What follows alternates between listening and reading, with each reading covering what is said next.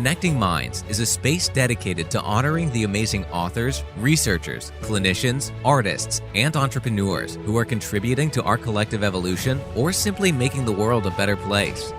These thought-provoking conversations are intended to expand our horizons, so come with an open mind and let us grow together. Here is your host, Christian Yordanov.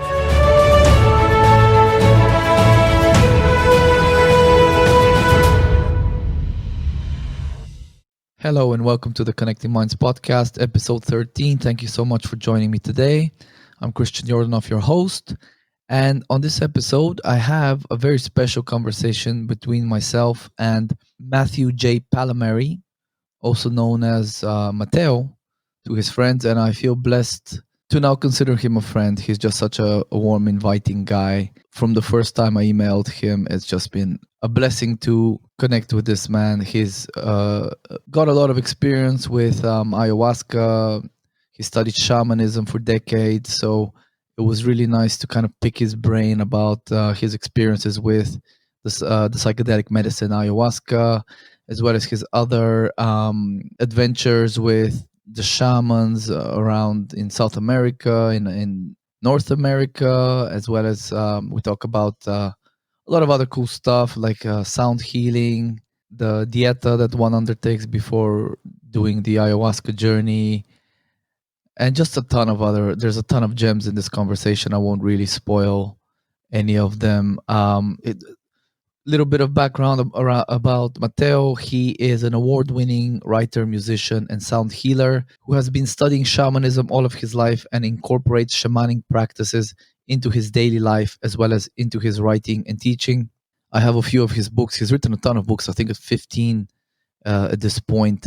And one of his latest books is his own memoir, Spirit Matters, which I would highly recommend that you either read or get the audiobook of it. It's only like $4 on Audible, or you can get it for free if you join Audible, if you've not joined yet. It is such an interesting, basically, account of his life. He's had a pretty tough childhood, pretty rough in Boston, and how that basically turned into his exploration into psychoactive substances, and then ayahuasca, and seeking out these medicines and learning from the shamans, from the traditional healers, which I've a great interest in. It's truly fascinating stuff, what these indigenous cultures, the knowledge and the healing potential of their medicines have. So his book, his memoir, is kind of an account of how he got started with that.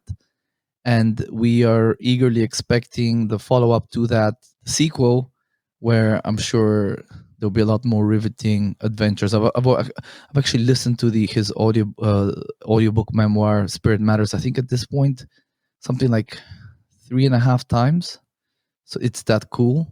And yeah, I've a couple more of his books. He got non-fiction books as well as fiction books. So whatever tickles your fancy, he will cater to. But we will have links to all of that in the episode show notes and on the website, so you can, if the conversation piques your interest, there will be links for you to check out.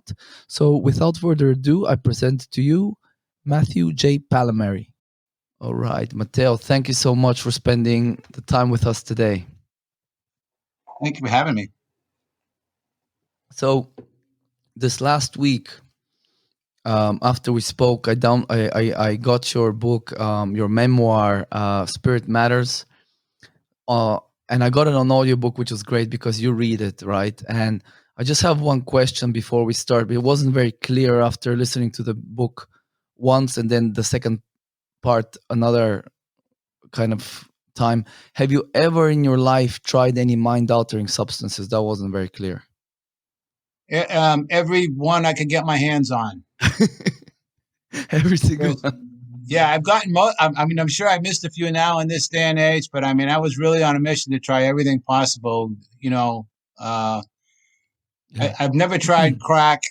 Don't want to do that because I see what that does. But I've done enough other stuff all around it to have a sense of what it is, and I know myself better to be tempted. Yeah.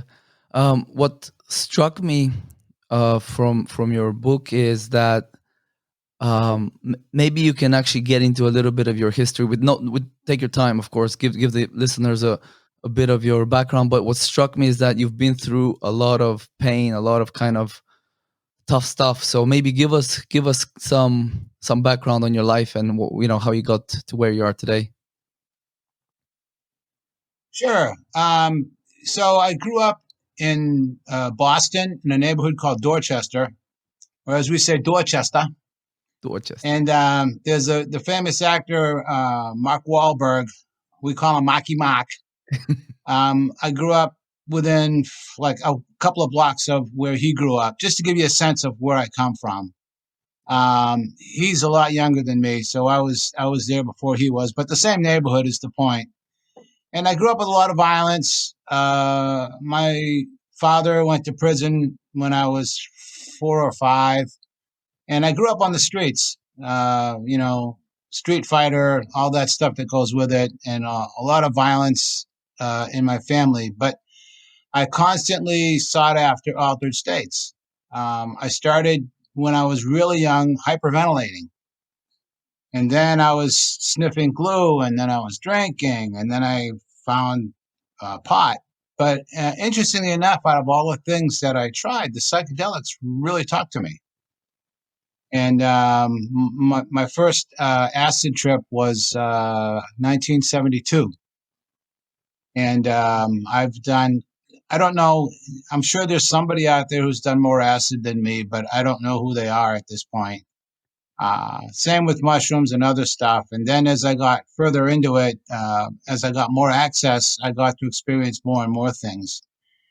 If anybody's familiar with Sasha Shulgin, who's considered, for lack of better words, the grandfather of designer drugs, I was good friends with Sasha and his wife, Anne, who actually inspired me in a big part in writing my memoir. So I went through let's see, 1996, I went to my first entheobotany seminar. And then I went to one in Uxmal and 3 in Palenque, Chiapas in like 99, 2000, 2001, 2002, where I got to know Terrence McKenna really good, and Paul Stamets, and all of those people. Awesome. And that's where I got exposed to all the research chemicals. A lot of them at the time were still legal. At that point, 5-MeO was legal. We used to get it from China. So one of my missions in life is to try everything at least once. Some things I won't, things get too far weird out there. I'm not interested. Yeah. And now at this point in my path, with all the time I spent in the jungle and all that, there are particular substances and energies that I'm drawn to, that I feel are consciousness expanding, and other ones I don't want to have anything to do with, particularly alcohol. And crack and heroin, the ones that are very damaging, that I don't feel are really consciousness expanding at all. I'm all about consciousness expanding. Yeah, I can really tell that from your books and the stuff you talk on other podcasts, which kind of brings me into I suppose the bulk of our conversation is what I'm really interested is kind of getting your insights and experiences with the ayahuasca and the shamanism stuff. So can you tell us how did you first start going down to Peru, and what were your experiences with ayahuasca then? Okay, that's like a volume of encyclopedias, but I'll give it to you as straight as I can. Yeah. I was researching, so I wrote a historical novel called Land Without Evil, which was published in 1999. And I did 2.5 years of research at the UCSD, University of California in San Diego, the library there. They have a massive medical library. And I started reading about plants. It was actually, even now I'm thinking back, I was working on a book even before Land Without Evil, where I discovered those plants. At that point, I actually took 13 years off from doing any mind-altering substances. In fact, I wouldn't even have coffee. I wouldn't even take aspirin if I had a headache. I was a vegetarian. After doing lots of things, I thought I should go baseline. I tell people all the time that if you're getting altered all the time and then you go baseline, baseline actually becomes another altered state of consciousness. And, you need to explore all of them. Yeah. So I would go there. This was pre-internet, and I would log on with the telephone bulletin board modem, and I would download pages of research, and then I would go to the library, and I would spend like $30 for a copy card and get all these books, and I would get them all and copy all the relevant stuff. And when I first read about ayahuasca, and I read it was called The Vine of the Soul and The Vine of Death, all of a sudden I was driven. I gotta experience that. And I researched it for 10 years before I found it. Mm. So we're talking 1990-ish. And I studied it for about 10 years. And then when I went to the ethnobotany seminars, I ran into somebody who was working with it, who had a lot of experience with it, who had been going into the jungle. And there were actually shamans coming up here to the United States, obviously undercover. And the guy who was running things, I kept trying to get in, and he kept blowing me off, probably because I can be a little edgy sometimes. He finally let me in. And I went to one ceremony, and I was just blown away. Like, okay, this is for me. So I convinced him into letting me go to the jungle. So I was working with it up here a bit. And then I started going into the jungle, and I've been going into the jungle now for 20 years. It's been a few years lately because of life and all that. Mm-hmm. But I've done a dozen extended ayahuasca dietas, 10 days each over the years. I also work with the Shipibo Indians quite a bit, and I worked up here with the 2 or 3. I've studied in about maybe 3 or 4 different traditions. And I was thinking back, and at the peak of it, I was actually doing about 30 ceremonies a year for a couple of years. And I've also learned about all the other plants, San Pedro, Wachuma, Syrian rue, and also all the other substances that I could get my hands on. I did a lot with mushrooms and all that. So I've been very intensely involved with ayahuasca. I've read tons of stuff on it. I've researched on it. And of course, one of the key elements of shamanism is learning by experiential knowledge as Mm-hmm. opposed to book learning. Yeah. So I wanted to experience things directly, which I have many times over now. And then I got to the point now, I like to say I'm permanently altered, or I'm in a state of integration 24/7. And if I never touch another substance ever again, I'm fine. Yeah. Because I have that perspective now that I like to think of it as being like broken loose. I'm flexible. One of the big things of the center of the universe, shorthand for the book with the long title there, is that reality happens outside of us.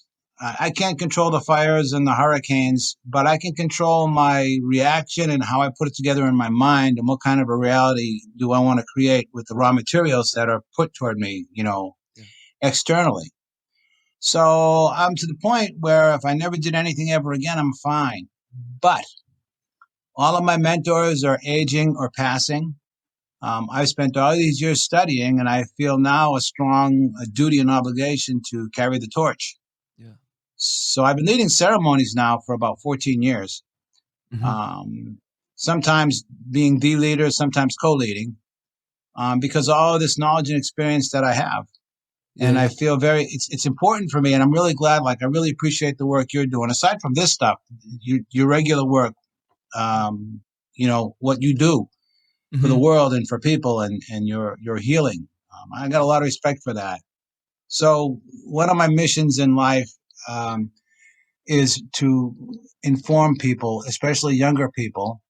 And one of the reasons I wrote my memoir is, hey, I went down this dark alley and I got mugged over there. So I already did that for you. So you don't have to do that. You can read about me doing it, and maybe you won't have to go there. Go the other side. Go the other road. Yeah, exactly. I already looked down there. You don't need to go there. I went there for you. Yeah. But this stuff is powerful medicine, and it's not something to be taken lightly.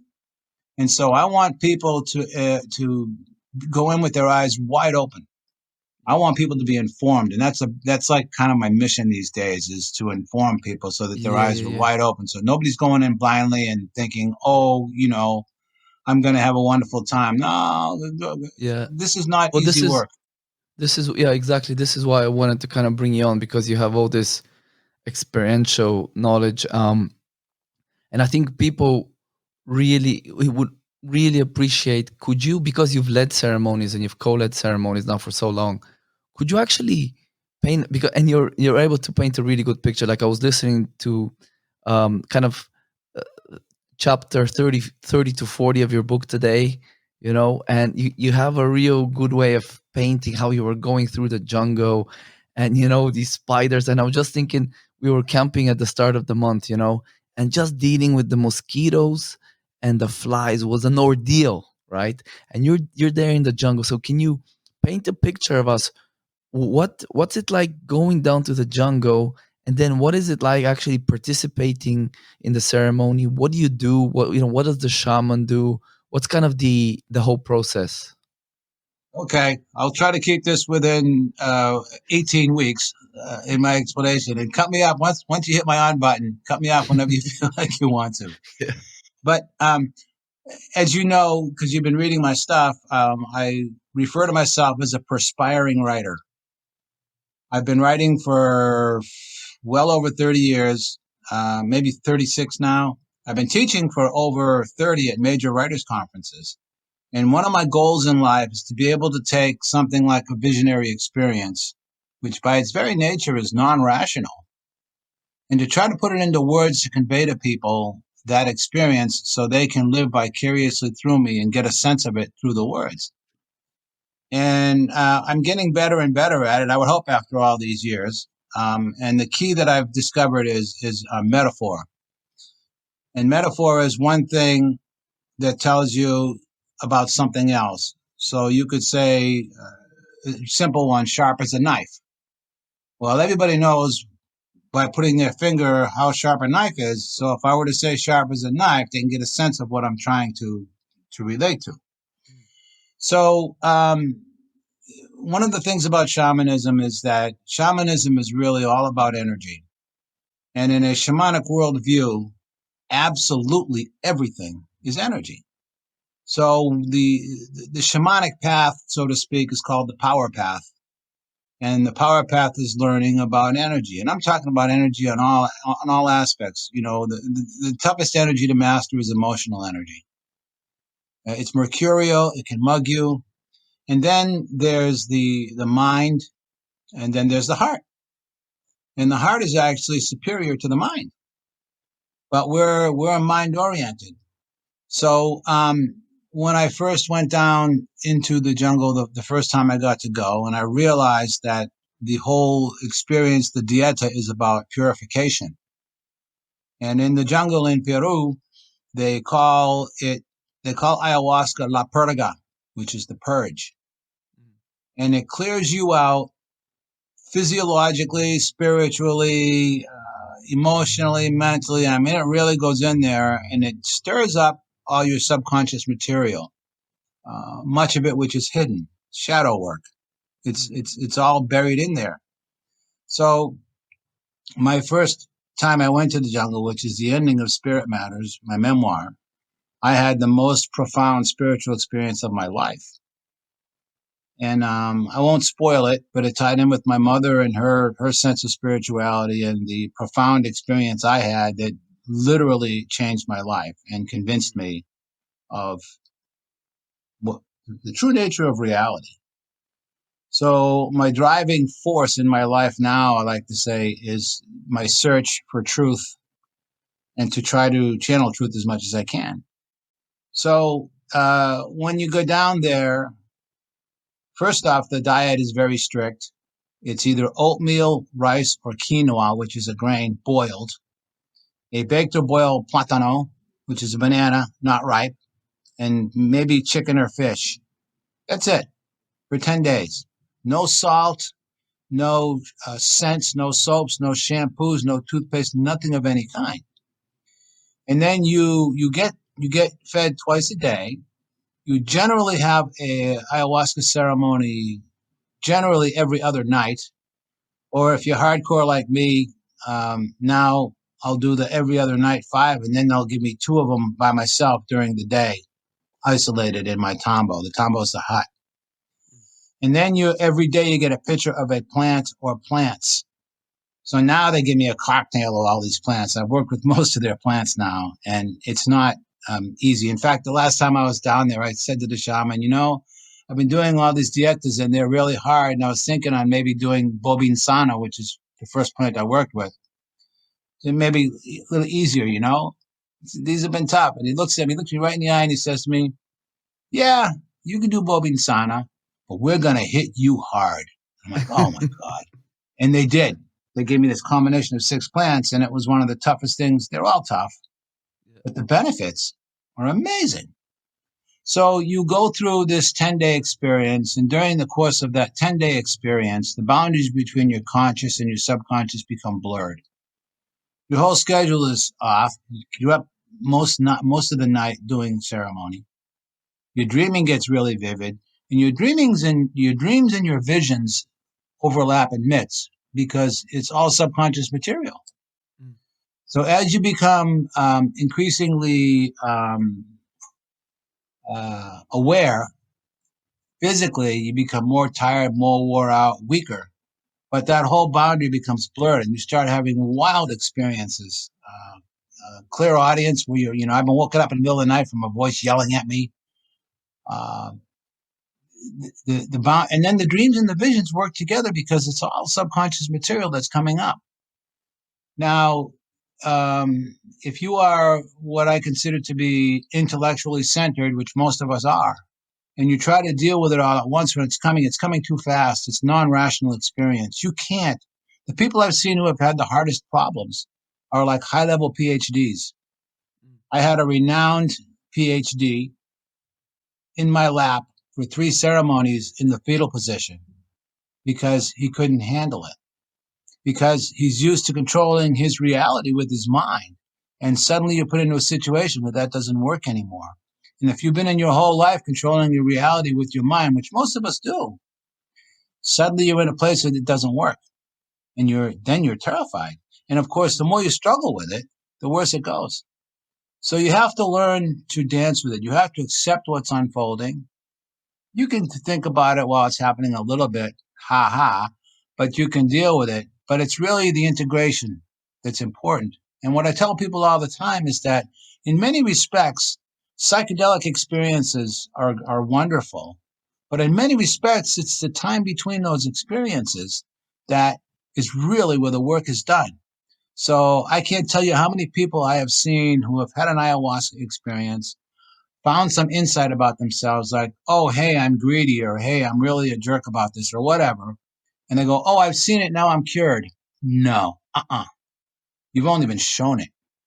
It's so deeply ingrained that it's going to keep coming back. So if you don't take what you learn in those visionary states and apply them to your regular day-to-day life where everything really happens, then you're just wasting your time. You're not, you've only been shown it. And it's a persistent thing that comes back. And I can get into the nitty-gritty of those details if you'd like. But if you don't deal with it in your everyday life when it arises, then you're not doing the work. You're a fake. So I've seen people who have, I've seen it. Now I've seen the light. Now I'm enlightened. No way.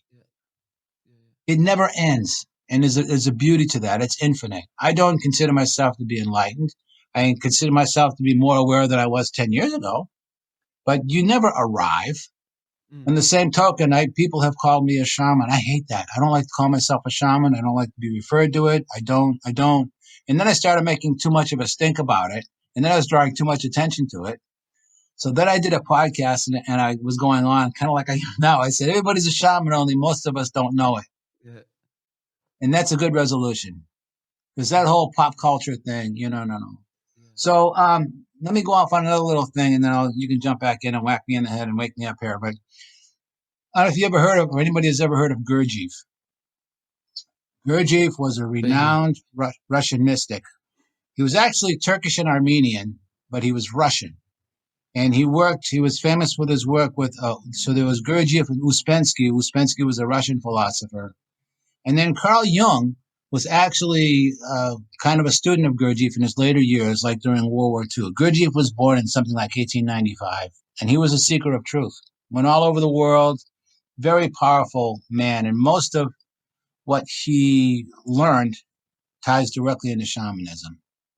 So according to Gurdjieff, and I believe this, and when I did an in-depth 2-year shamanic study course, and when we were well into it, I said, "This is Gurdjieff, isn't it?" And the teacher smiled at me. He goes, "Exactly."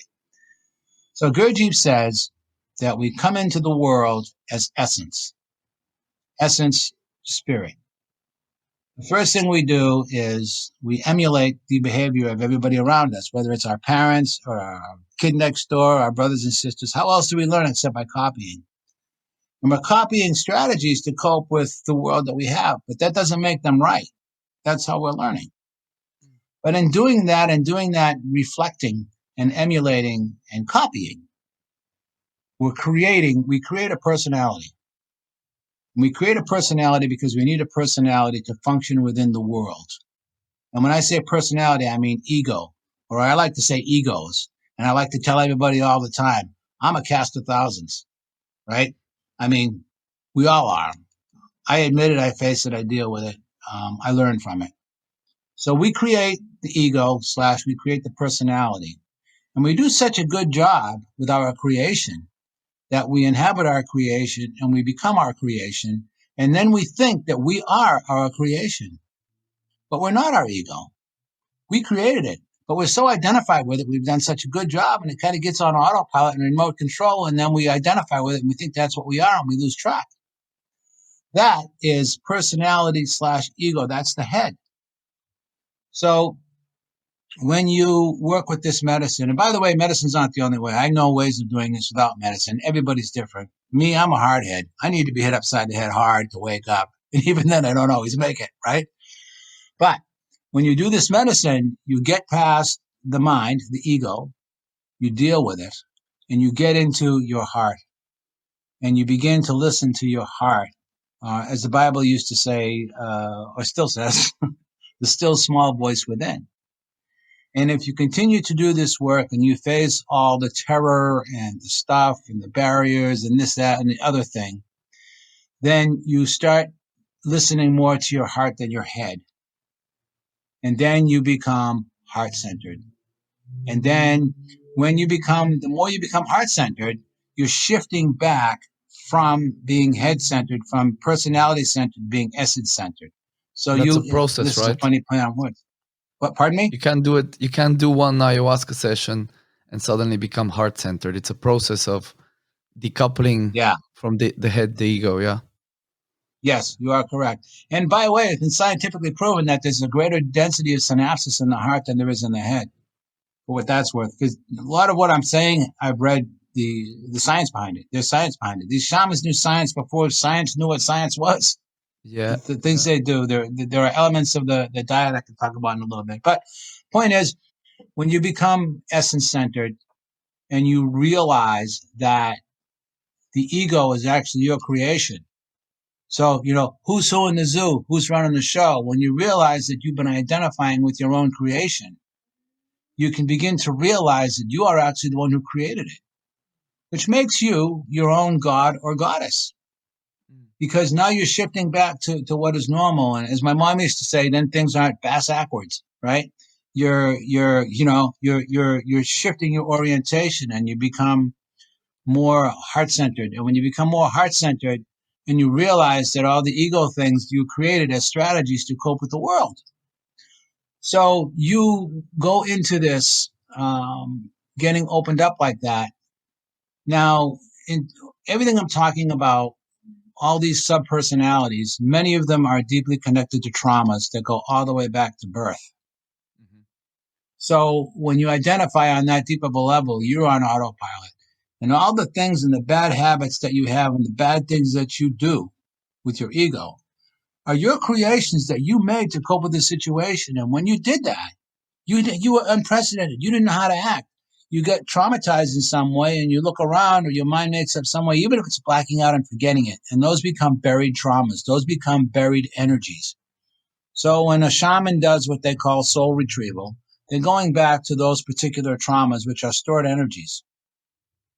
Now, when you do this medicine and in other ways, and you go back and rediscover those traumas, and you're rediscovering them with what I like to call, and I'm sure anything I say, I don't know what's original. I'm a writer. I steal everything. But you go back with what I call witness consciousness. Or I like to say mommy's home or daddy's home. So now you can relive the experience, but you have that objective part of yourself that wasn't there the first time, and you can live through it and re-experience it. So you may go through intense grief, pain, anger, the things I've seen happen to people in ayahuasca sessions, totally even have had to be physically restrained, right? You go back and you re-experience, but you re-experience it with this witness consciousness. And in the re-experiencing of it, you get to see it with this objectivity, and you let it go and you release it. And the interesting thing that happens is you release it and you become free of it, and you're no longer holding that energy that you've been holding quite conceivably for a lifetime. And you get rid of what my old shamanic teacher would call energy leaks. Okay. So suddenly you're in another situation where normally would drive you crazy. You get angry or want to be violent, or somebody does drives you crazy, and you suddenly that situation comes up again, and there's no emotional charge to it. And you realize you're free of it. And when you see that behavior, and you realize, God, that's just how I was, then you have compassion. It's one of the reasons why shamans are called the wounded healer, because they have to resolve the wounds within themselves. And once they do, and they really understand the depth of it, they gain compassion. And when they have the compassion, there's a loss of judgment. And with that compassion and loss of judgment, they're able to heal others because they've been there. They've had the experience. So there's a whole thing of unraveling. And as you do this work and you continue to do this, and these different diverse aspects all come home to your one eye, your one awareness. By the way, Jung called this individuation. You become more complete. You become more whole, and you start to integrate the shadow aspects of yourself. You integrate the darkness. You integrate the shadow, and you own it. Yeah, I created it. Because all of these elements, these personalities that you have created, you've created them, and then you've abandoned them. You've ignored them, and they're trying to help you. So the more you ignore them, and the more, for argument's sake, if you get into when you're an alcoholic, or even people, I like cannabis, I'll admit it, but people get lost in cannabis, sex, drugs, all those diversions are all there, particularly alcohol, to deaden your awareness and take you away from the truth that you're trying to escape from. The irony is the truth that you're trying to escape from is something that you created yourself, but you got to face the darkness, you got to face the terror, and those aspects are so dedicated to trying to help you that in some extreme aspects, they could even cause you to take your life because they don't want to be found out. Because in their own misguided way, they're protecting you because you created them, you set them in motion, and then you abandon them. And the abandonment wound is the biggest wound that we have. So when you start to face it and you face the darkness, then you start work on becoming whole. You said the abandonment wound is the biggest wound, is it? Yes. So our primary wound we have is an abandonment wound. Now, I don't know if anyone is familiar with the work of Stanislaus Grof, but he started working with LSD in like 1947 as a psychologist before it became illegal. If I remember, he's Czechoslovakian.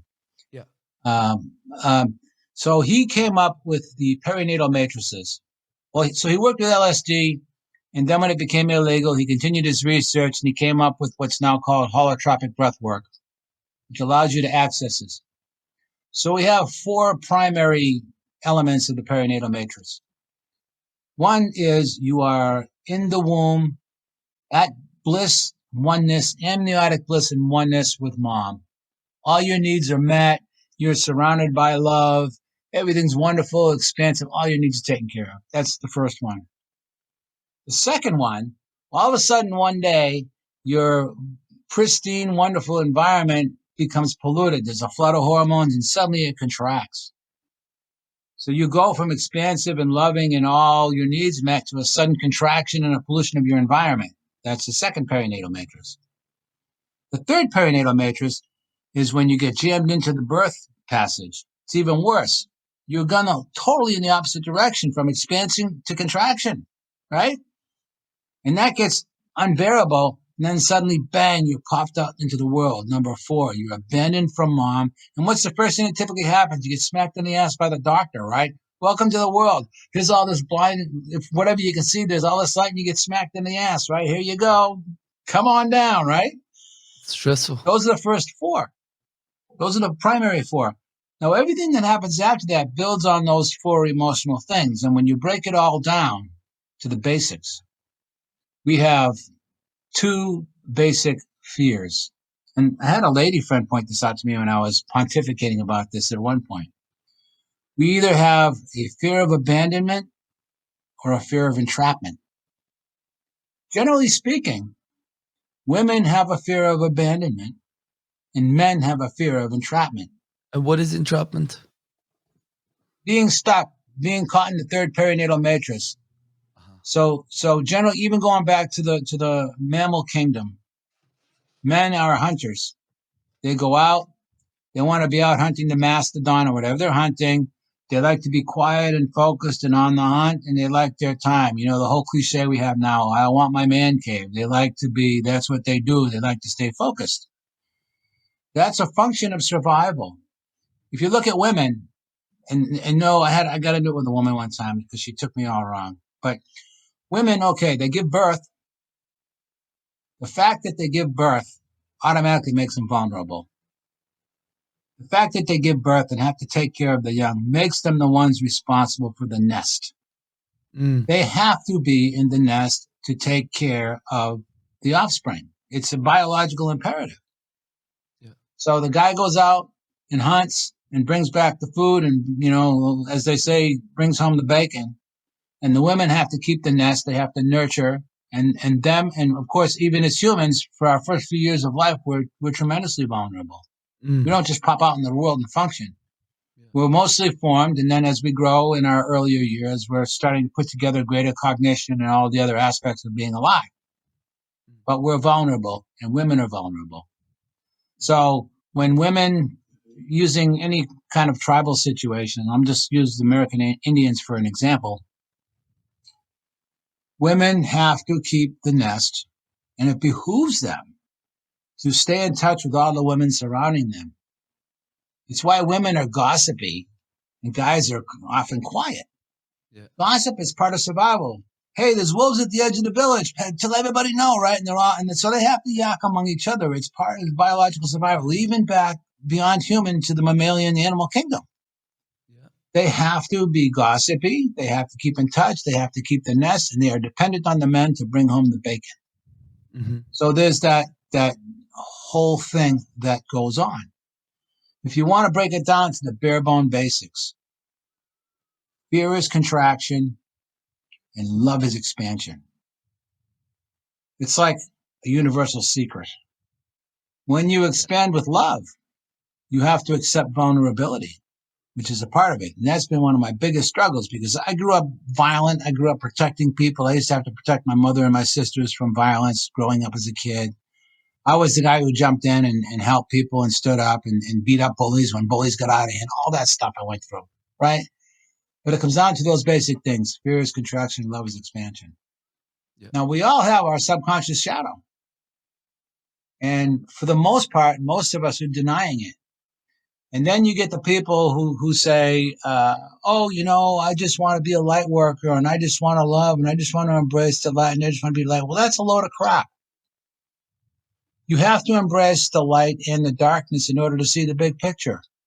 If you want to find the center, you have to embrace both. You have to honor both. And so the big thing of ayahuasca and other substances, when you go in, is when you take something into your body, you're actually asking a question.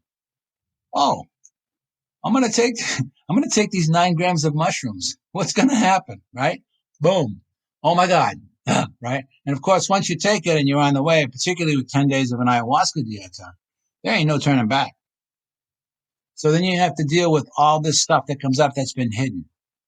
And much of it is terrifying.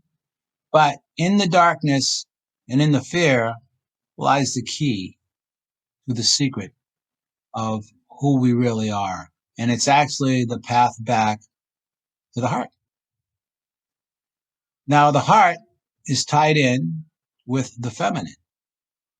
And the heart is tied into the right brain, which is tied into the heart, which is tied into intuition. And intuition is superior to logic. When I'm communicating, you and I are communicating right now, and our audience, whoever they are, bless you all. When I'm communicating now, I'm taking the thoughts that are in my mind, I'm putting them into a word at a time. I'm ordering my spoken thoughts in a particular way. You guys are all receiving them and putting them back in an order to make sense out of it. That's called serial data, one thing at a time. Boom, boom, boom, boom. That is the process of logic. That is the process of how things work. Intuition can take like a bunch of different things and put them all together and suddenly get an epiphany or an insight. Ah, that's what that is. All those 27 different things that I was thinking about, they're all the same thing, right? And boom, and that's a lot of what happens in ayahuasca. Yeah. And it blows your mind away. Now, Let me go off can I just Go ahead. briefly ask, because you mentioned the work of Stan Groff. So how, in terms of, uprooting, uncovering these deep-seated traumas, how is ayahuasca different from LSD when one starts uncovering all these, birth traumas and other kind of aspects of the shadow? Yeah. Great question. In my humble opinion, and what I've learned and thought, LSD, is more of an amplifier. So if I'm paranoid, LSD can make me more paranoid. A lot of the tragedies that happened in the beginning were people who already had psychological issues, and then they gave them LSD when they were already not right. And of course, they were giving it to them without them knowing it, and you had some suicides and things like that because you just made things worse. Now, in my humble opinion and my experience, ayahuasca has an innate intelligence. In the jungle, they call it the mother of all the plants. To me, it's the voice of Mother Earth. And it speaks in a different language that takes a while to interpret and figure out. So, when I was working with a personal coach for many years, and anybody else she was working with, if they were working with ayahuasca, she'd tell them stop and quit doing it. But she told me to keep doing it. And it took me 4, 5, 6 years working with her and ayahuasca to figure out how to make them come together. And I finally got it. And I realized there are two different approaches to the same process. So she was very good and she could narrow in. She loved it. I call her a surgeon. She'd go right into a particular trauma and discover it or help you discover it. And then here you go. This is what it is. Here's how you need to work with it. Ayahuasca just stirs everything up. It's like having a clear lake and a muddy bottom and going down and stirring it. All that stuff underneath comes up, and there's not necessarily a rhyme or a reason to it. So you have all this deep-seated subconscious material, and you have to deal with it, which is why I say that integration is so critical and so important. It comes up, and it comes up in a funny form. How do you deal with it? How do you resolve it? How do you find peace with it? How do you bring that denied aspect of yourself back and bring it home after it's been abandoned? And it's pissed off that it's been abandoned. So how do you bring it home and how do you integrate it?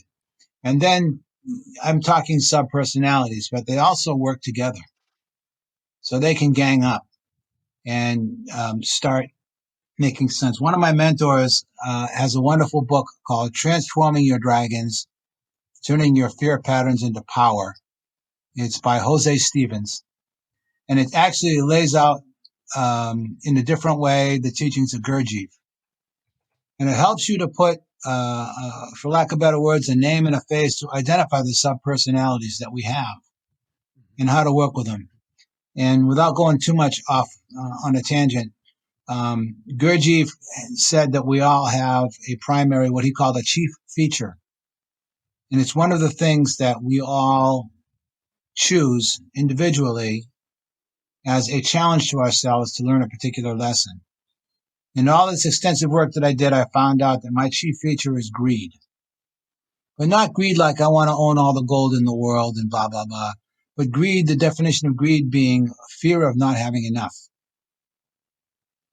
And when I realized how deep-seated that was within me, I started to see all the situations where, because I grew up poor, I was hoarding things. If I saw something I liked, I'd buy 3 of them and I'd stash them all in a drawer. I wouldn't even take them out of the packages. And I would eat horribly. I would eat because I better have 2 burritos and dessert because I don't know when I'm going to eat again. Things like that. So there are a number of personality types and chief features, and then they go back and forth. In my case, I was told through a series of examinations and things, my role is I'm a sage with a warrior casting, which makes sense. So I never remember them all. Let's see if I can remember. But there's a sage, a warrior, priest, king, server, artisan, and scholar. In this system, those are the primary personality types. But and you can be more like I'm more of a sage, but I'm a sage with a warrior casting. So it's not hard and fast. We all have all of them in us, but we have ones that are predominant. Mm-hmm. So when you start to learn that and you start to put a face on those particular sub-personalities, or even like, he called them dragons. Sometimes I'll call them demons. They're not, demon isn't always necessarily a bad thing, but they're the ignored and denied aspects, of who we are. So when you accept who you are and what you are, and you start to integrate that and you pass through the darkness, you get rewarded.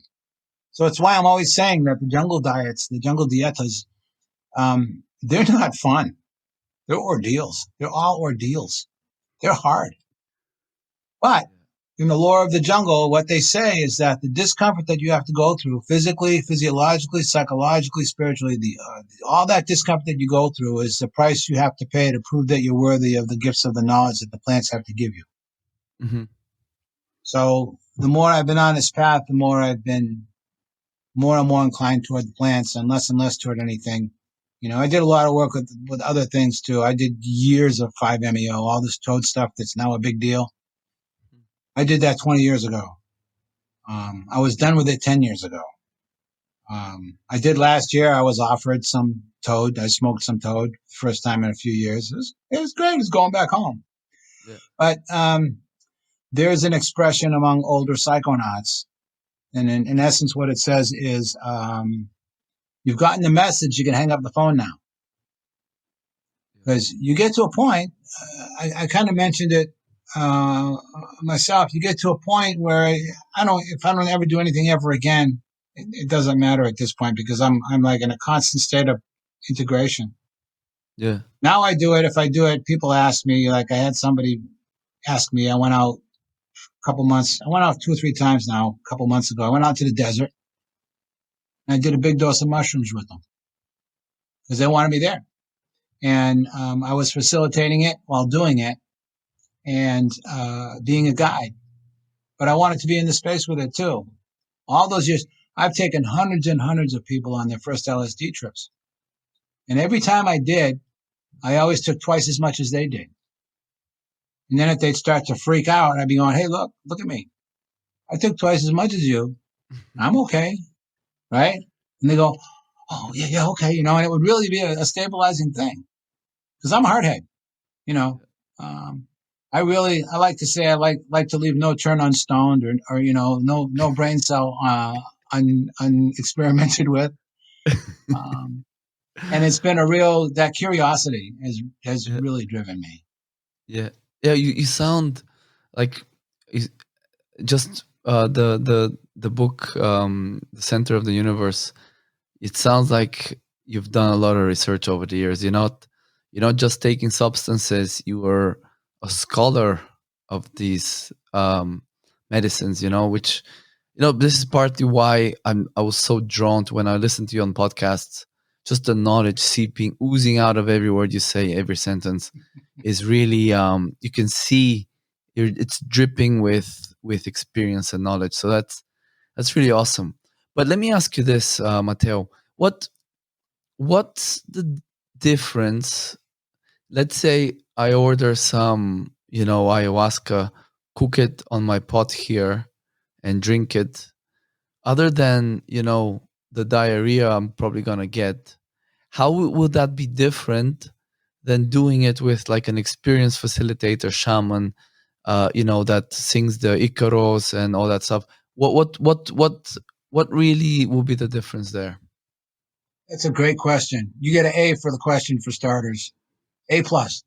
Thanks. So, in my humble opinion, except in rare instances, I think it should always be done in a ceremony.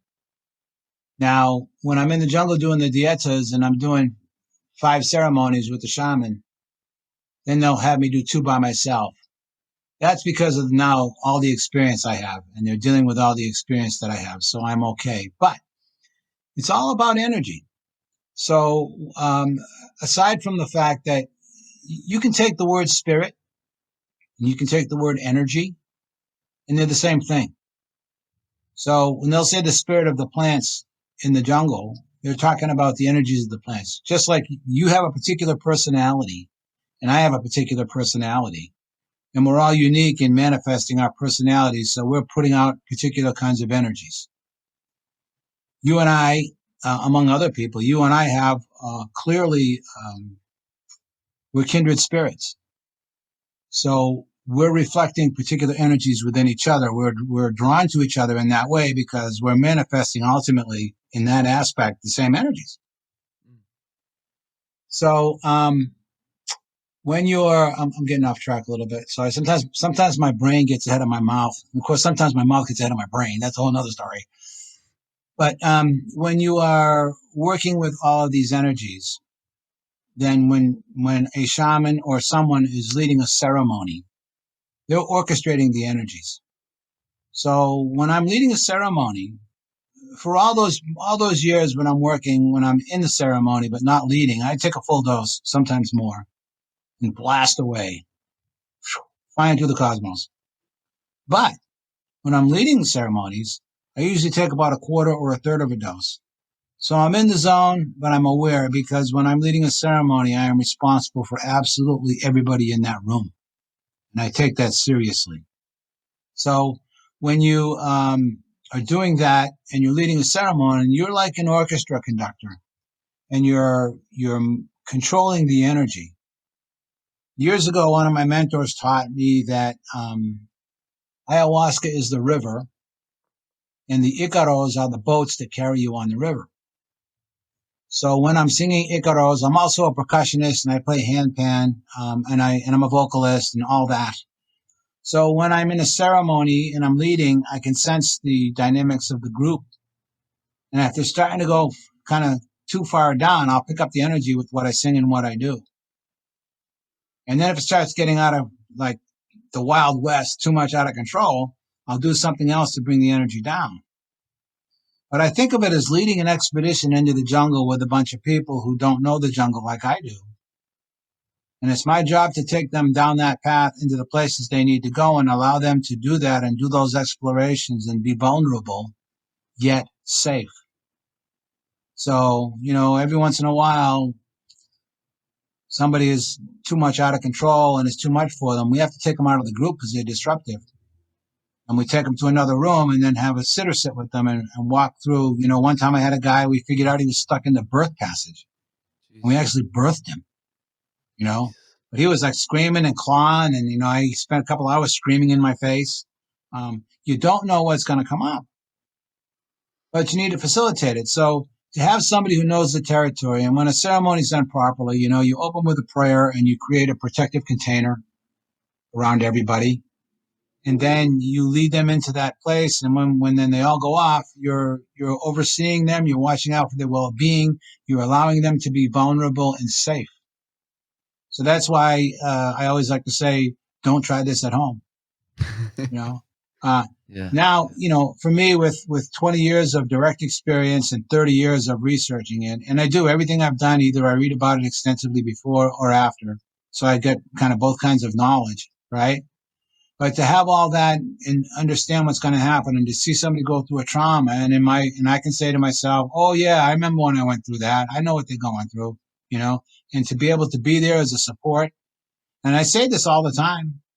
I will go anywhere in the dark with anybody, because I've been there and I know the territory. And if somebody's going to go into the dark, it's good to have somebody to support them and be there for them and allow them to go through whatever process they need to go through in order to heal the trauma that they do. So there are a lot of unexpected things that can happen. And one of the things I love about ayahuasca is that it's unpredictable. So if you're by yourself and you suddenly something comes up that you had no idea was going to come up, which happens, and you don't have anybody to watch over you, you could really damage yourself. You can also damage yourself if you're doing anything having to do with MAO inhibitors or antidepressants, or if you're taking different substances, like even MDMA, and you take them close to doing ayahuasca, you can hurt yourself. You can go into convulsions. You can have serotonin overload. You can die. So the other thing I realized is when I was first reading about ayahuasca, there was a guy by the name of Richard Spruce. Don't quote me on the day, but it was something like 1865 when he first discovered ayahuasca in the Amazon, or saw the use of it. And he called his active component telepathy. And as soon as I heard that, that was another thing. Vine of death, telepathy. I got to try that. I want that, right? And he noticed that there were telepathic experiences. So I've had a lot of telepathic experiences around ayahuasca, and since I've done it, I can never make it happen. I can never predict it happening. I can't say, "Oh, I'm reading your mind right now." It happens when it happens. There's no rhyme or reason to it, and it often ties in with synchronicities. So I had those experiences. When I've been in the jungle, I've gotten so highly aware that I'd be there lying in the dark, like it'd be daytime, but I'd be lying in the dark, like with my eyes closed, and then I would think of somebody, and I would sit up, and like 30 seconds later, they would come over the hill, or I would have my vision figured out, and we were integrating after a ceremony, and suddenly somebody across the room would start speaking about the vision that I had, things like that. So then I did some research and found out that there's a belief that they would say, why didn't the ancient Egyptians have a better written communication of language? And the theory, or what I believe to be true, is that they were heart-centered. So if they were all heart-centered and they were communicating really through their hearts instead of their minds, they didn't need to speak because they knew what the other person was doing. And I think in my experience that being heart-centered is what it increases telepathy and intuition. They're related. They're connected. So I don't think anybody should do this stuff by themselves. I was on a radio show a couple of years ago, and the host says, "Yeah, my wife and I, we got some ayahuasca, and we took it. And we went out in the middle of the lake, and we had a really bad experience." And I went off on him. I felt kind of bad afterwards. I went overboard a little bit too much, and I was like, "You shouldn't be doing that. You really need to be doing somebody, And I also believe that the ayahuasca chooses you. Just like, for lack of better words, spirit animals choose you. My big thing is hummingbirds. Hummingbirds, picaflora, they chose me. Any type of animal communication type thing really has to be on their terms. They pick you. I like to joke around that I'm a mama's boy. I'm a mama's boy because I'm beholden to ayahuasca, and whatever she says, I follow, and she's been leading me and guiding me. And interestingly enough, in shamanism, ayahuasca is considered the dark feminine. So there's the light feminine and the dark feminine, and the light masculine and the dark masculine. So the light feminine is like Snow White, right? Snow White's the light feminine, the Wicked Witch is the dark feminine. They're both elements of the feminine and masculine, and you need to consider them both. You can't ignore one without the other because you can't have light without darkness. The darker it is, the greater the light is, and vice versa. They're complementary. They're two aspects of the whole. They're the essence of what energy is. Energy is about polarities. The greater the polarity in the energies, the greater the energy itself is there, So when you start to learn about that, and you start to learn about the energies that we're made up of, and we start to acknowledge them. When you think about it, how many things do our bodies do? We breathe, our heart beats, our blood pressure is regulated, right? If we get hot, we perspire. The blood chemistry, the neurological chemistry, all of that. The body takes care of all of that, and we don't have to think about it. You don't have to think about breathing. It happens. You don't have to think about your heart beating, all those things, right? So there's a complete wisdom of the body that most people don't acknowledge. That's there, keeping things going. So there's the body and the mind and the heart. And there's in the Inca and pre-Inca traditions, there are three worlds: the upper world, the middle world, and the lower world.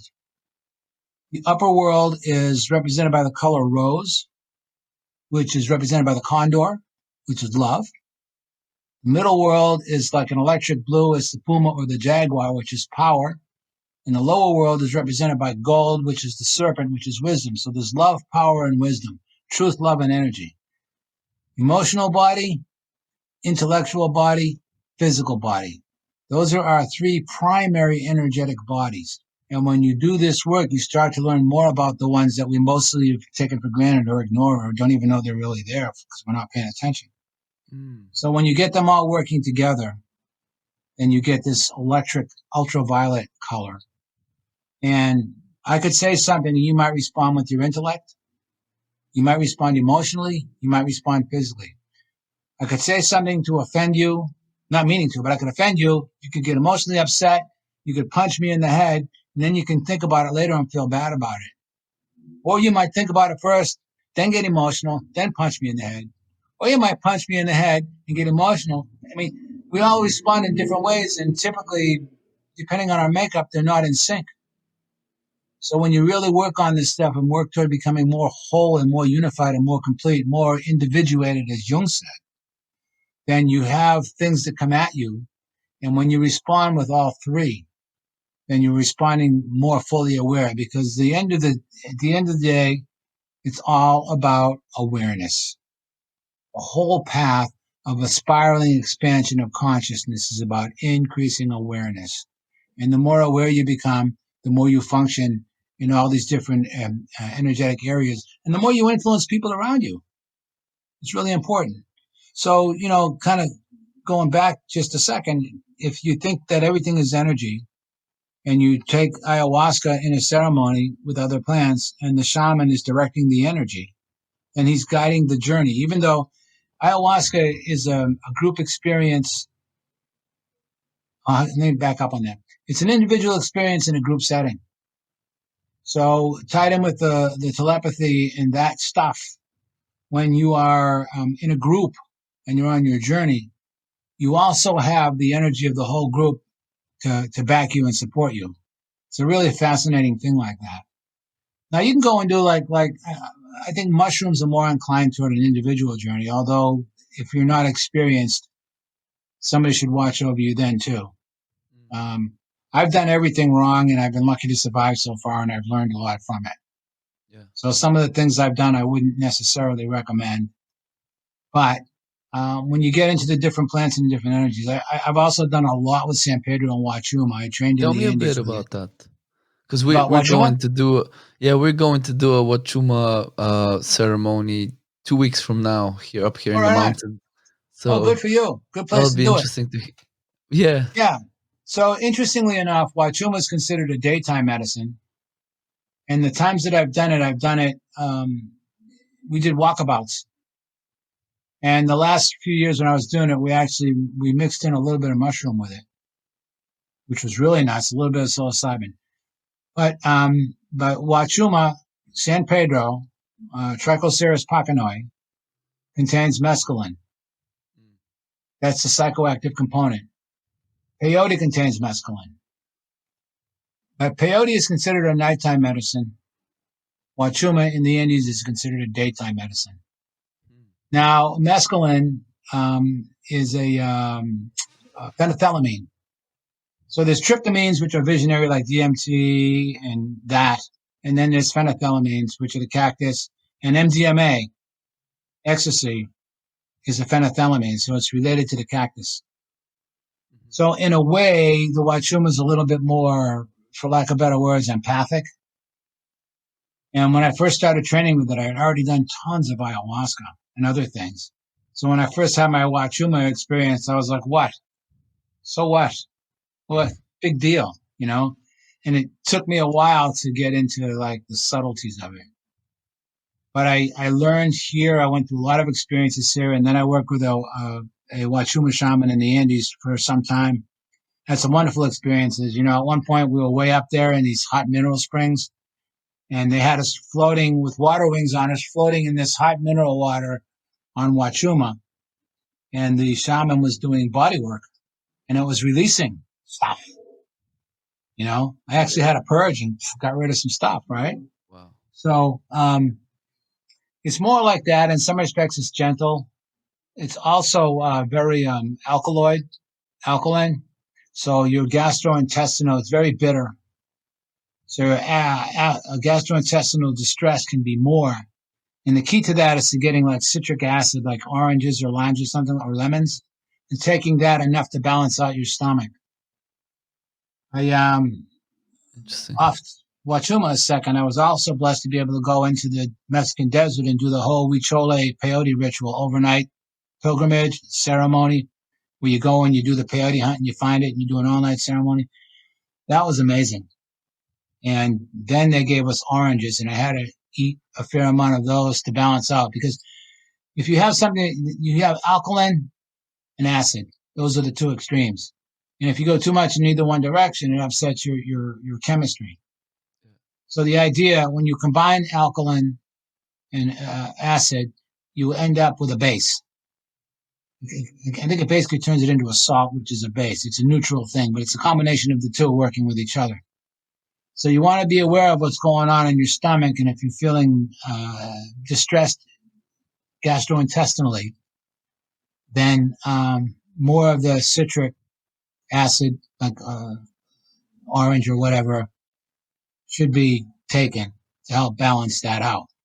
Another thing I learned, if you know this or not, when we were out doing walkabouts, we were doing walkabouts up here in the Northwest, at a place here in the United States called the Four Corners, Monument Valley, where we did walkabouts and things like that. And, you know, and when you're doing that and you're into it for a while and you start to feel the energy drop, if you take a spoonful of honey, it'll send you right back up again.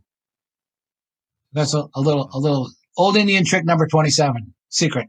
Nice. Or Nice. practice, you know. So it's more, you know, generally speaking, there are hallucinogens and there are empathogens. Hallucinogens tend to lean more toward the visionary.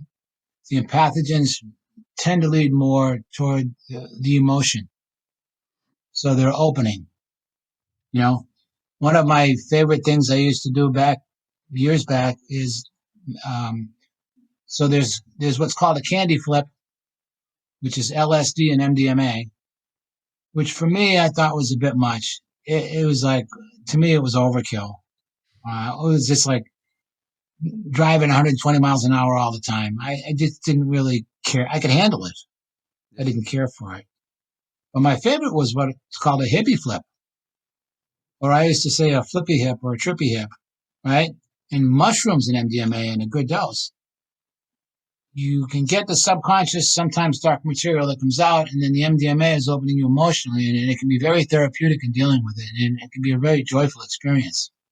Interesting. So there are some combinations that are good, some that aren't so good. And of course, ultimately, it's all subjective to the individual and their experience. Yeah. Do you know, You know? I actually saw, I think there's a study, I'm not sure it's been approved yet, but they're thinking of doing a study with combining LSD and MDMA. I think it's going through the approval process at the moment. So Yeah. it's going to be interesting what comes out of that. Yeah. My good friend, Dr. Charles Grobe, did the very first federally approved study using psilocybin for death anxiety in terminally ill cancer patients. He did, it was like 25 people. I indirectly helped with that. And one of my best friends was the primary nurse on it. And then this is something in your field you'll appreciate. The last I heard, he was going to get funded for a study using MDMA for helping socialization in autistic kids. Interesting. which in kids. to me, it's like, wow, what a concept, right? I think that shows a lot of promise. Yeah. Well, you know what? If they're already giving, kids with ADD Ritalin, it's not a massive step. MDMA is probably better physiologically than Ritalin, than methylphenidate, isn't it? I would agree. Yeah, absolutely. Very interesting. So, it's nice to see these things gaining legitimacy now. Yeah. I was underground my whole life. And in the beginning, I was just, well, I'm going to take this. Let's see how messed up I can get. And that's all I really cared about is what's this experience going to bring me? And then after 13 years of not doing anything at all, and then being exposed to the works of Terence McKenna, it changed my whole perspective. Like, wow, there could be spirituality in this stuff? Are you kidding me? And then I went back taking things with a spiritual intention, and everything changed then. So I had no idea. When I first read, I've written a bit of horror, and I was researching the werewolf mythology, which is called lycanthropy. And that research led me into shapeshifting. And then I realized that shapeshifting mythologies were deeply seated in the Amazon, which had the greatest concentration, generally speaking, of visionary plants. And that really got my attention and drew me in. And that's what was a big factor in leading me down the path toward working with and experimenting and researching these stuff. A little funny side story. When I first decided to go into the jungle, I told my mom, and she was like, oh my God, let me get this straight. You mean to tell me you're going to go into the middle of the Amazon jungle and hallucinate? And I'm like, yeah. She's like, oh my God. Then I was on a radio show, and the guy who was interviewing me knew me really well, and he started hitting me on the shamanism and the visionary plants. And I got a tape of the show, and I sent it to my mom. And once she heard that and realized that I had done the research and I knew what I was talking about, she felt better, So it ties in with what you said, and I appreciate you saying that. I've done the research back and forth. I do it. I usually read about it first, then I do it. But even after I do it and I think, okay, I know that, so to speak, I'll still go and read about it because I want to be prepared and I want to know it inside out and backwards. And somebody else can have insights I may not have missed or help me to be aware of the ones that are important. It's critical. I mean, knowledge is power.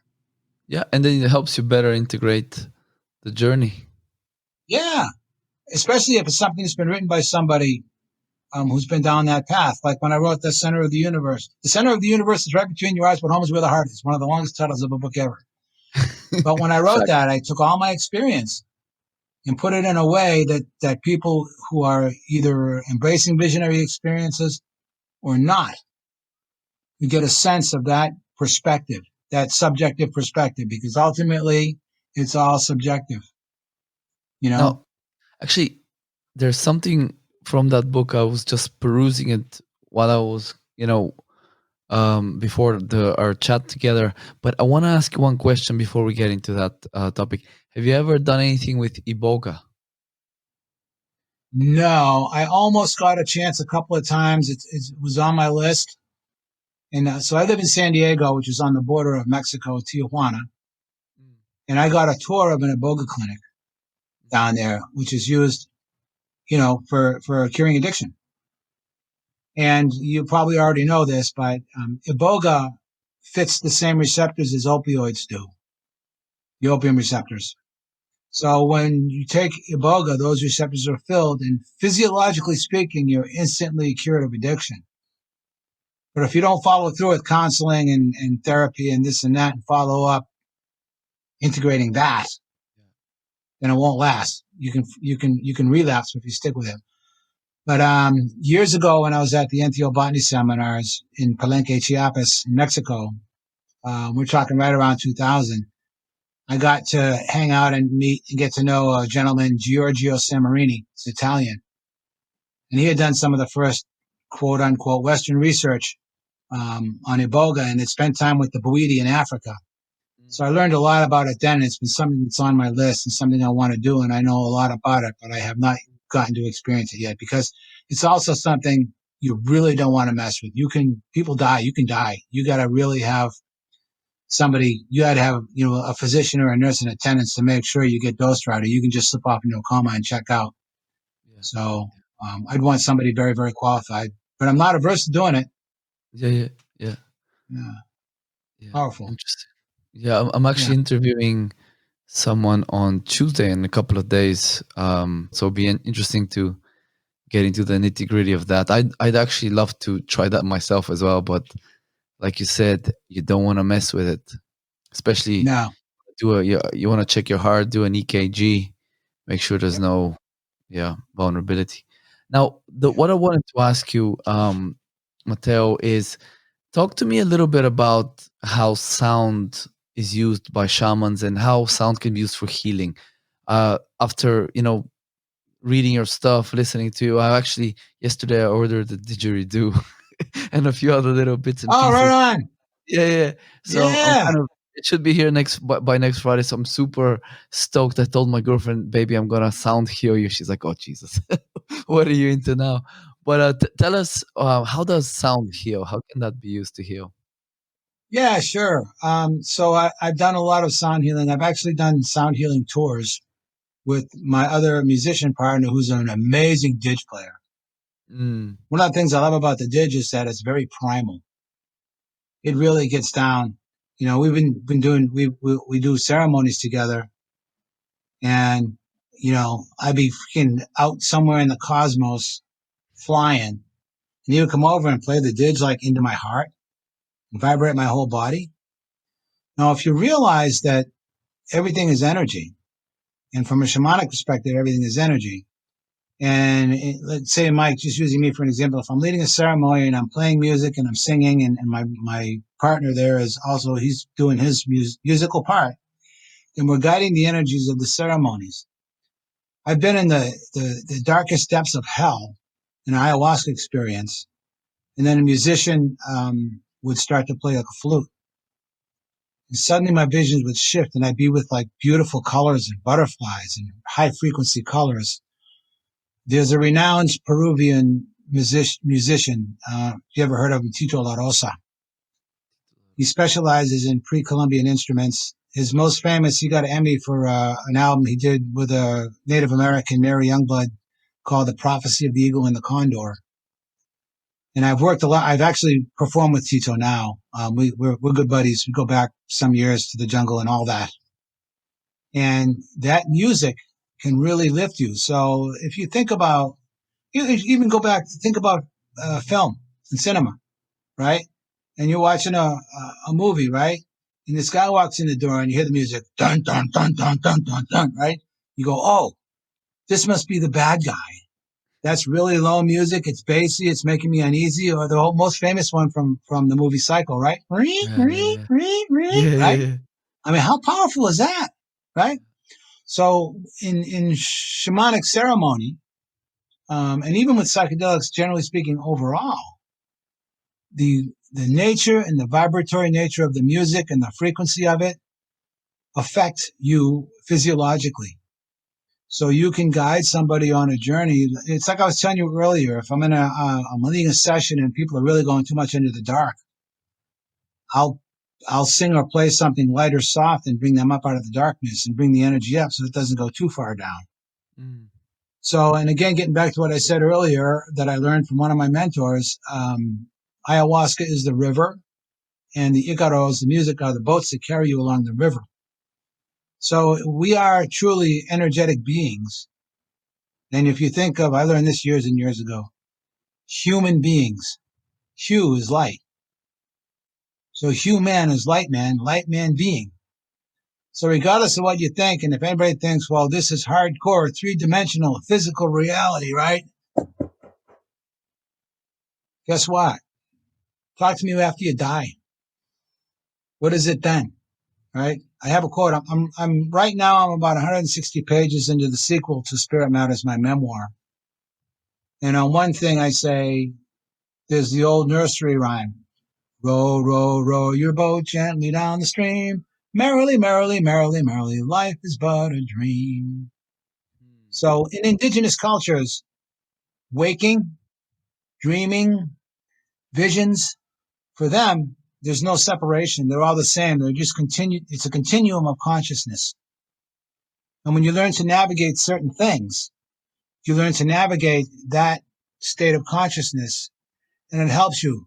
Even going through physical life, you have to navigate. You have to look both ways before you get hit by a car when you cross the street. It's navigation. So I've been through a number of dark experiences in ayahuasca, almost like a preview, prophetic. There's another word I'm looking for. It'll come to me in a minute, but almost like a preview of what's coming. And then I've gone through hard life situations where things happen, and I catch myself and go, wait a minute. You've been through worse with this in ayahuasca. You've already been through this dress rehearsal for this thing. You can navigate it, and bang, I can go through it. What they would do is a little bit of history, anthropological history, if you will. Traditionally, back to prehistoric times in the jungle, if they were going to hunt an animal, and I'm going to use a jaguar for an example because it's one of my favorites, they would go and take ayahuasca, and they would embrace the jaguar, the spirit of the jaguar, and the spirit of the plants. And they would, in essence, do an agreed upon hunt of the jaguar in their visions. Then when they come out of it and they go to hunt the jaguar, in many respects, they've already done the hunt. Now they're just following through. Now, an interesting thing happens when you do this dieta and you're eating this very bland diet without all the added stuff, and you're just ingesting mostly plants. After a while, you begin to smell like the jungle. You're sweating. Everything that comes out of you smells like the jungle. In fact, I came back one time and my girlfriend was like, you smell like the jungle. And I said, I am the jungle. She's like, oh, I like that. Right? But here's the thing. And using a jaguar for the best example, jaguars have a highly refined sense of smell. It's something like 500 times or more of what humans have. They can smell you 5 miles away. It's one of the reasons, among others, that you shouldn't have like sex and things as part of the preparation for ayahuasca dieta, because those smells, those pheromones that we may not notice, they'll notice all those things. So if you hunt the jaguar in your visions first, and you're doing an ayahuasca dieta, and you're purifying yourself, and you're smelling like the jungle, and then you go out to hunt the jaguar, and if their primary sense of perception, their eyes are good too, they're nocturnal, but you know, if the smell scent is a big thing, and you smell like the jungle, then in many respects you become invisible to that jaguar. So there's that whole thing of going through that and becoming one with the jungle. And I like to think that when you do an ayahuasca dieta to a large extent, that you become the jungle and the jungle becomes you. And you fully embrace the fact that everything is connected. All life is connected. Every little thing in the jungle. You know, the bug eats you. The lizard eats the bug. The bigger animal eats that bug, right? Or eats that lizard, right? Goes all the way up, and then the jaguar eats that. And then, you know, the jaguar takes a crap, and then what happens? The plants feed on that, right? It's all connected. And that's one of the reasons why the world is so whacked out right now, because people have it's a society and a humanity. We've so lost touch with the natural world, except those of us who are going back to the roots of it and exploring it. But this whole thing about everybody looking at their cell phones and these young kids with the video games, and everybody's glued to their phones. I mean, you know, you see the videos of people walking in front of cars or walking into fountains because they're on their cell phones. They're completely out of touch with nature. And we're deeply connected to it. And it's why the world is such a disaster right now, ecologically and otherwise. Even humanity and all this, you know, the rioting and the discontent and this and that, it's because we've lost touch with the place that we're deeply integrated with. We've lost it. So one of the things I love about the jungle, when you go there and you become one with the jungle, like I say, from the inside out, and they call ayahuasca the mother of the plants. And when you become fully integrated with that and you become one with the jungle, and you have the telepathic experiences, and you're deeply connected with every little thing, and there's no radio waves, and there's no, you know, 4G or 5G, or there's no transmitters, there's no crap. It's you and the natural world, and the plants and the animals and the thing. You know, my place in the jungle, my tombo where it is, and people can look on my website to see it. It's on a little promontory overlooking the river, and there's rapids there. So 24/7 when I'm there, I hear the rush of that white noise. And it's wonderful. It's clearing, it's clarifying, it's purifying. It's an elemental spirit of water. And what is it that's getting me clear and making me feel good? The sound. So it's the energy. When you manipulate sound, you manipulate energy. And when you manipulate energy, you can guide people, being the boatman, guiding the boat on the river. And I say ayahuasca is the river because that's what I was taught. But in any other experience, you can really guide people with what they're hearing. Because certain things, even, popular songs, right? You hear the love song and you get that uplifting feeling in your heart. And this is my favorite song, and I feel good when I hear this song. So you think of music, and you think of creating music or being a channel for music. What you're doing is you're manipulating energy. And when you do it with a healing intention, like you're going to be doing when you get your dig and you're going to make your lady all happy, right?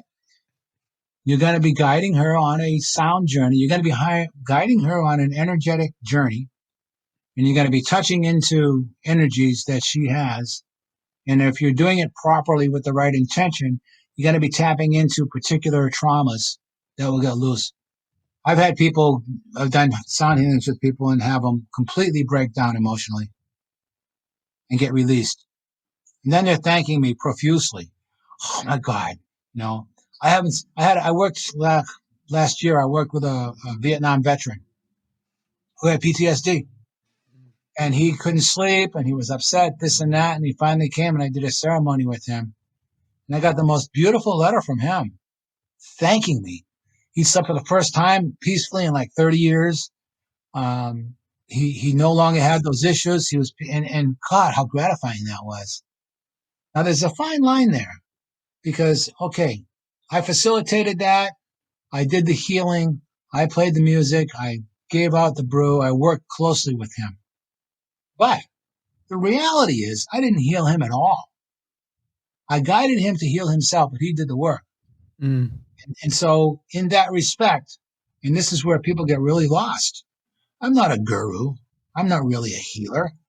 I guide people to heal themselves, but I'm not. People will do that, and then they're getting profusely thanked, and then of course the ego gets all blown up. Yes, I am the healing shaman. I heal people, and I am a light worker, and I'm divinely inspired, right? And that just makes me nuts. I call that guruitis. I was 20 years ago, I was in the jungle with a woman. We did 5 ceremonies. She only did 3, couldn't take any more. Then she wrote a book about ayahuasca, and everybody was praising her for all this expert, right? And I was just like, it just makes me insane, which is another reason why I'm so outspoken. If I do anything, let me put it another way. I'm not calling myself a genius or anything like that. But they did it some years back. They did a survey of all the known geniuses in the world. And every one of them to the person said, it ain't me. It's not me. And when I've done my best healing in my Icaros or whatever I do, whether I'm drumming or playing handpan, I open myself up and I let it go and I get out of the way. There was a Native American shaman called Fool's Crow, and he said, I am a hollow bone. And I open myself up and I let the energies go through me. And when that's done properly, then it's not an ego thing. You're really setting yourself aside. And when I've been the most inspired and done some of the most powerful healing, I just surrender myself and say, hey, here I am, man. Take me. Make me do what you want me to do. And I get out of the way. And I get the most profound results in that way because I'm not, you got to have a healthy ego, especially being a writer. I'm aware of my ego and I have to be confident in what I'm doing. But I'm not being run by my ego. I'm getting out of the way and letting that inspiration come through. Interestingly enough, I'll stop here and I'll let you talk for a minute. But the word inspiration comes from inspire. And inspire comes from spiral. And spiral is the Fibonacci spiral, which is based on the golden mean, which is the basis of all creation when you look into the geometry of it. So being inspired to me is being divinely connected to source and manifesting source through your heart. When I'm playing and I'm inspired like that, I'm coming from my heart. And my ego doesn't get in there unless I want to make a bad joke in the middle or something like that. I mean, I'm very aware of the dynamics of it. I'm Yeah, yeah, acknowledging it all, but not taking credit. You know what I mean? yeah, yeah, yeah. Um, That's very healthy. I like that because yeah, what you can take substances and have visionary states, amazing states, and suddenly it's very easy to slip in the wrong direction and think now you're you know like Jesus or like Buddha or like whatever. exactly. Especially It's with 5-MeO. yeah, is it? Well, There are some people out there practicing now that make me insane mm, because they're set up as these big gurus and people are like just about bowing down and worshiping them because it's such a profound experience. And when people come out of it and they look at that person, oh, there's my savior, right?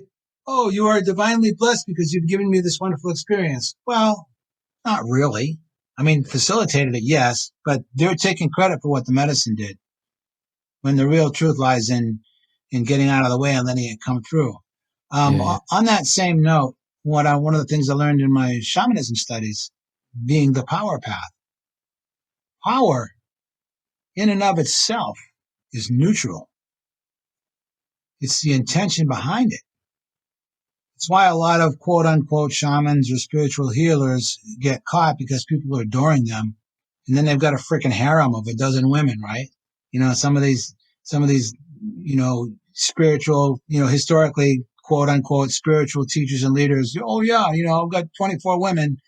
Um, they all adore and worship me. Or there have been shamans in the jungle who will say, there's a beautiful babe there, right? Well, love, come down to the water's edge with me at midnight and I will give you a special initiation, right? I mean, those temptations are very strong. And it's a big, big sin, for lack of better words, because when somebody comes to you to be healed, they're being vulnerable with you and you're responsible for that. And the temptation to take advantage of that vulnerability can be very, very strong. It's a beautiful woman, right? yeah, So, you have to really pay attention. You have to realize that people coming to you to be healed are being vulnerable and you need to really respect that because they're basically putting their whole life, their spirit in your hands. They're coming to you to be vulnerable. And interesting because the more you follow this path and the more you become, for lack of better words, a man or a woman of power or a man or woman of knowledge, the greater responsibility comes the more further along you go and the more and more integrity becomes critical. Integrity is everything. And so the higher up you go, the more critical integrity becomes. And which that also means if you go really further up the path, so to speak, and then you break that integrity, the price to pay is even more extreme. So the higher you go up in the spiral, for lack of better words, the spiral of ascension, the greater responsibility you have, especially to those who are further down on the path. yeah. I like what you said. It's really The intention and now the integrity. These are incredibly important. And I think as human beings, these are not just if you want to be a healer or a shaman, which like and furthermore, the way you say it, you don't do the healing, the person does the healing. You might take some impediment, some blockage, or help them see, be like a mirror, help them see something. They do the healing. yep, The body does the healing. yep. The psyche does the healing. But I think as humans, if we can embody good intention and integrity more, we will all have a better world. So really like that. You're really kind of aware of these important things. um Mateo, I want to be respectful of your time, so just in wrapping up, can you tell us, so you said you're about 160 pages with the sequel of your memoir. Can you tell us when is that going to be available? And even more important, when is the audiobook going to be available? Because I definitely want to listen to that. Thank you. Yeah, yeah. It's probably going to be a couple of years. Um, I'm working hard on it, but one of the things I've done is when I go into the jungle, I'm a writer. I don't want to write when I'm in the jungle. So for years from the very beginning, and I would go in with a cassette recorder and I would just record all my experiences and then write. So I would do an ayahuasca ceremony. And then I would come out of it. It'd be like 4 o'clock in the morning. and I would take my plant bath, and I'd sit there in my birthday suit and just start babbling into the recorder. Well, this happened, and the condor came to me, and I was rapping with this demon, and he showed me these colors and whatever. I blab it all. Yeah. So now, the very ending of Spirit Matters, which I'm so glad I recorded because it was the most profound spiritual experience of my life. I just transcribed the recording, what I recorded, raw, and then I edit it and I tweak it. So I've done a dozen extended dietas in the jungle, and I've got in the beginning I had a dozen tapes. Oh, I farted, and then I stop. Oh, I saw a bird or a leaf moving. I mean, all this really, I burped, like that, right?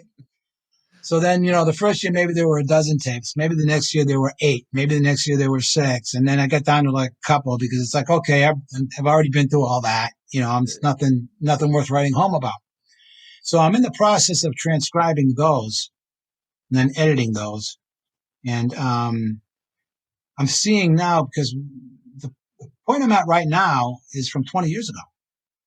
So now I'm looking at it with 20 years of experience behind me. I'm like, oh, wow, look, this is what my dreams are trying to tell me. I totally missed it then, right? Like that. So I'm working hard to get it out. But I have other obligations and other writing things. I also teach writing and I lecture and all that stuff. So I'm trying to, but it's moving ahead at a really good pace. Yeah. So I'll be sure to let everybody know when it's ready to go. And then I'll look into doing the audiobook. And are you planning to do some trips to the jungle this year? First chance I get. This whole COVID thing is nuts. I was actually scheduled to go to Australia next month and do a lot of work. I had a whole tour set up, both sound healing and ceremonies. And of course, we had to cancel that. And then I've done ceremonies up this way, and we canceled last April, and we canceled next month. And I don't know about the next month because of the COVID thing. So I haven't done group ceremonies here for about a year now. And we normally were going every year to the jungle, and of course that's all on hold. So first chance I get, I can't wait to go back. I miss it. It's the last time I went was actually 2015. I've been leading ceremonies since then up this way. But until all that stuff gets shaken out, I won't be going. And when I go, I'm leading and guiding. I started all those years ago singing with the shamans. And then they started to coach me. And then they actually started teaching me songs. And so I became a big part of that. And then my main mentor, he's like 86 now, and his heart's weak. He can't do it anymore. So he passed it off to us, and we're now running the show. And it's like I said earlier, I'm obligated to carry the torch. Yeah. So there's no escape. How old are you now? I'll be 65 in November. I'll be 65. Awesome, man. I like to say I'm in the old age of youth and in the youth of old age. Yeah. I was saying for years that I'm a dirty old man in training, but I think I'm out of training now. You have that pep and spark in your voice, that's unmistakable. So, one final question: where can folks find you, your work, your books, your writings? Yeah, thank you, and bless you for having me on and honoring me, and for you really show me a lot of respect, and bless you, my son. I appreciate that.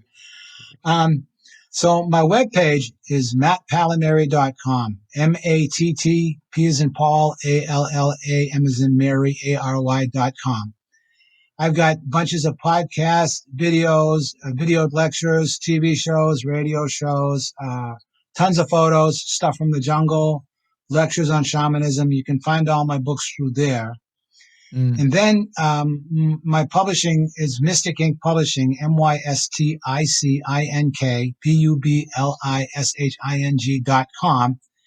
and you can find all my books through there. Plus, they're all on Amazon.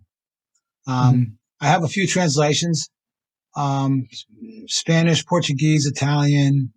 That hasn't worked out as good as I would like. I think there's even one in German. But they're all on Amazon. They're all through Mystic Ink. My webpage has a contact form. So if somebody says, hey, I saw you on there, here, hey, it's me, and this is my email. It will automatically email me, and I can get back. And then I'm on social media. I'm on Flakebook. I call it Flakebook. I have a love-hate relationship with it. But in terms of the tribe and the community and the writing, people are connected through there, and it's a big part of even the writers' conferences. So for me, it's a necessary evil. Mm. And then, I'm on all that other stuff, the Twitter and Pinterest and Instagram, all those. I have a presence there. But my website's the kind of the mother lode, and that's tied into the Mystic Inc. website where the books are. And again, they're all on Amazon. They're all ebooks. They're all tree books. And maybe 7 or 8 of them are audiobooks. And thank you for what you said about me narrating my audiobook. I thought I need to do that. That's me. That's my voice. I need to do that. It's your story. And I do plan on, yeah. Oh, bless you. Yeah. And I plan on doing that with the sequel when that comes around, when it's ready to do. Oh yeah. Yeah. Yeah.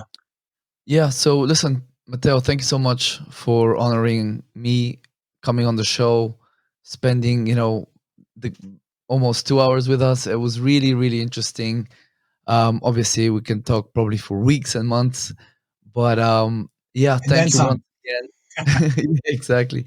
Yeah, you're a fountain of knowledge. Thank you so much once again, and all the best with with finishing the sequel to the memoir, and we'll be in touch for sure. All right, you know how to find me, brother. Yeah. And thank you again. Maybe we'll get FaceTime in the flesh at some point. Who knows? Hopefully. All right. Thank you so much, brother. All right. Bye.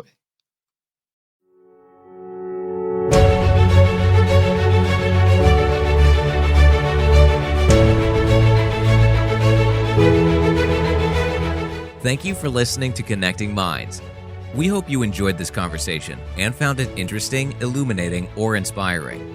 For episode show notes, links, and further information on our guests, please visit christianyordanov.com. If you found this episode valuable, please share it with someone who might also enjoy it.